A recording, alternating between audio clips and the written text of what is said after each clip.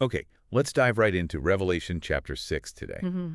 This is where things really start moving.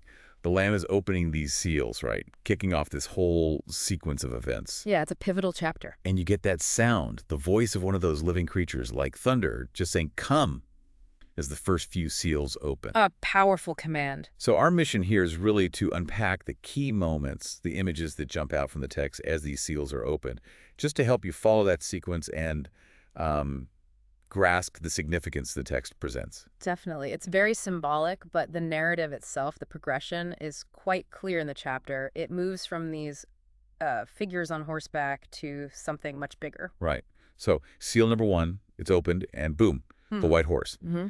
And the rider. He's got a bow, he's given a crown, and the text says he rode out as a conqueror bent on conquest. A very strong, dominant image to start with. Sets a clear tone. Yeah, it really does. Right. And that leads right into the second seal being opened. Okay, and here the text describes a fiery red horse. And its rider is given power, specifically the power to take peace from the earth, so that people would slay each other.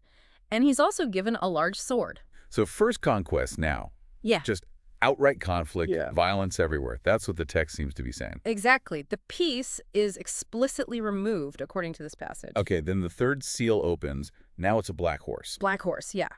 And this rider is holding a pair of scales. Scales, like for weighing things. Precisely. And then you hear this voice, the text says, announcing very specific prices for food. Oh yeah, I remember this. A quart of wheat for a day's wages. And 3 quarts of barley for a day's wages. A day's wage, that's key. It's incredibly expensive for basic grain. Okay. But it also adds, do not damage the oil and the wine. Right. Those scales, combined with the prices, I mean, it paints a stark picture, doesn't it? Severe scarcity. Famine, essentially. Or at least extreme economic hardship where basics cost everything you earn. That detail about oil and wine is interesting, maybe suggesting luxuries are less affected. But the core is definitely a food crisis described in the text. And the fourth seal.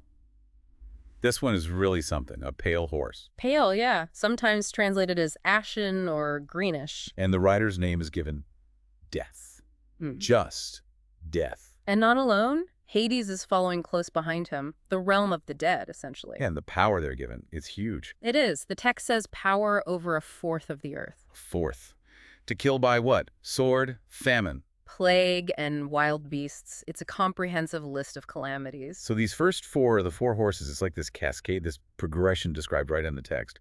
Conquest, then war, then famine or economic collapse, then widespread death from all sorts of causes. A devastating sequence of earthly judgments laid out very vividly. Okay, so after that intensity, the fifth seal opens. Hmm. And the scene shifts, right? It's not another horse. No, it moves to a different perspective. Underneath the altar, we see souls. Souls of those who had been slain. Specifically, the text says, because of the word of God and their testimony.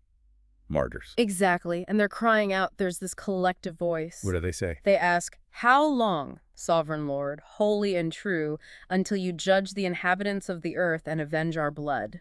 It's a powerful plea for justice. Right, that question of how long. It really hangs there, asking about God's timing in the face of suffering.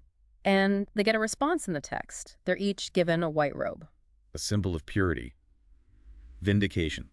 Seems likely. And they're told to wait just a little longer. Wait until, what was it? Until the full number of their fellow servants, their brothers and sisters, who were also to be killed just as they had been, was completed. Right. So there's comfort, but also this sobering reality that more suffering is described before the end. A pause almost in heaven before the next stage. Which brings us to the sixth seal.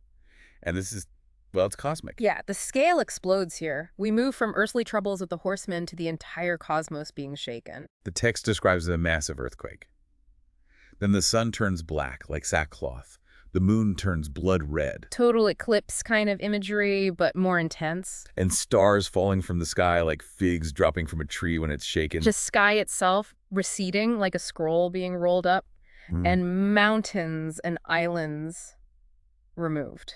Gone. The sheer scale of it is just staggering. The very fabric of the world described as coming undone. And the reaction described as universal. Everyone. Yeah, it lists them. Kings, princes, generals, the rich, the mighty, every slave, every free person. All hiding, running to caves among the rocks in the mountains, total panic across all levels of society. And what they cry out It's crucial. They're not just scared of the earthquake or the dark sun, No, they know what this is. They shout to the mountains and rocks, "Fall on us!" begging to be buried. Hide us from the face of him who sits on the throne. And from the wrath of the Lamb. They name it explicitly, divine wrath. They recognize it as judgment, and they say, for the great day of their wrath has come. And here's the climax of the chapter, that question. And who can stand? That question just hangs there right at the end of chapter 6. After everything described, the conquest, war, famine, death, the martyr's cries, the cosmic collapse, the text presents this moment of overwhelming divine power and asks, who could possibly endure it? Yeah. So as we wrap up this deep dive into Revelation 6, we've walked through these incredibly vivid scenes right from the text. Conquest, war, famine, death, the martyrs under the altar, and then this massive cosmic upheaval leading to universal terror. Mm-hmm. The chapter leaves us right there, with that image of everyone hiding and that final stark question hanging in the air. Who can stand? A powerful place to pause. It really is. So thinking about everything depicted in this chapter, just based on the text itself, what does that question, who can stand, make you think about? When you consider judgment or, standing before that kind of power, something to ponder.